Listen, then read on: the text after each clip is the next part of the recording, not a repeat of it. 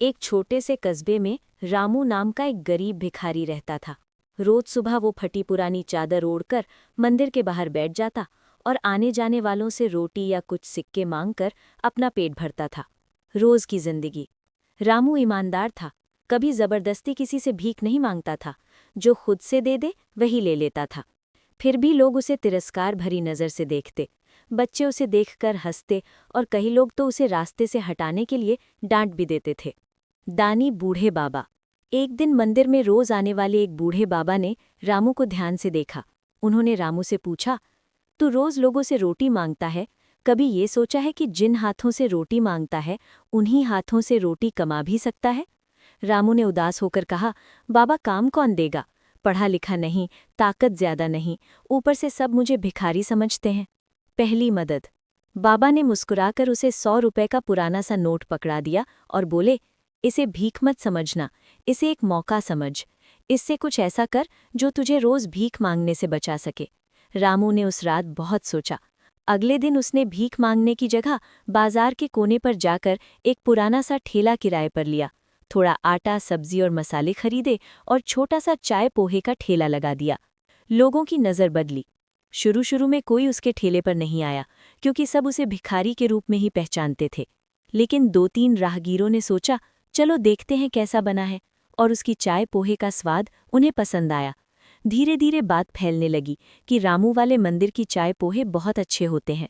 जो लोग पहले उसकी तरफ देखना पसंद नहीं करते थे, वही अब उसके ठेले पर बैठकर चाय पीते, हालचाल पूछते और कहने लगे, रामू, अब तो तू भिखारी नहीं रहा, तू तो मेहनतकश इंसान है। असली परीक्षा। एक दिन तेज बारिश हुई, सड़कें सुनसान हो गईं और ठेले पर कोई ग्राहक नहीं आया। रामू के दिमाग में ख्याल आया, आज तो ठेला घाटे में चला गया, अगर ऐसे ही चल पड़ा तो फिर से भीख ही मांगनी पड़ेगी। उसी वक्त वही बूढ़े बाबा भीगे कपड़ों में उसके ठेले पर आकर बैठ गए। उन्होंने चाय पी और बोले, मेहनत से कमाई गई रोटी कभी बेकार नहीं जाती। आज घाटा हुआ है तो कल मुनाफा जरूर होगा, बस तू हार मत मान। भीख मांगना आसान है, पर मेहनत का रास्ता मुश्किल होते हुए भी इज्जत देता है।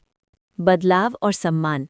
रामू ने ठान लिया कि अब किसी भी हालत में वो फिर से भीख नहीं मांगेगा। वो रोज समय पर ठेला लगाता, साफ सफाई रखता, मुस्कुराकर ग्राहकों से बात करता और ईमानदारी से मेहनत करता। कुछ महीनों में उसका छोटा ठेला एक पक्का खोखा बन गया। अब वो 2 और गरीब लड़कों को काम पर रखकर उन्हें भी रोजगार देने लगा, ताकि कोई और भी उसकी तरह भीख न मांगे, बल्कि मेहनत से कमाए। अंत और सीख। एक दिन मंदिर के बाहर बैठे एक नए भिखारी को देखकर रामू उसके पास गया। रामू ने उसे वैसे ही समझाया जैसे कभी बूढ़े बाबा ने उसे समझाया था, और अपनी कमाई में से थोड़ा पैसा देकर छोटा मोटा काम शुरू करने की सलाह दी। भिखारी ने पूछा, तुम कौन हो जो मुझे ये सलाह दे रहे हो? रामू मुस्कुराकर बोला, मैं भी कभी तेरी ही तरह एक गरीब भिखारी था, लेकिन एक दिन किसी ने मुझे रोटी का असली स्वाद चखा दिया, मेहनत की रोटी का। सीख। भीख से पेट भर सकता है, लेकिन आत्मसम्मान नहीं। मेहनत छोटी हो या बड़ी, मेहनत करने वाला कभी सच में गरीब नहीं रहता। किसी को छोटा मत समझो, एक छोटी सी मदद किसी की पूरी जिंदगी बदल सकती है।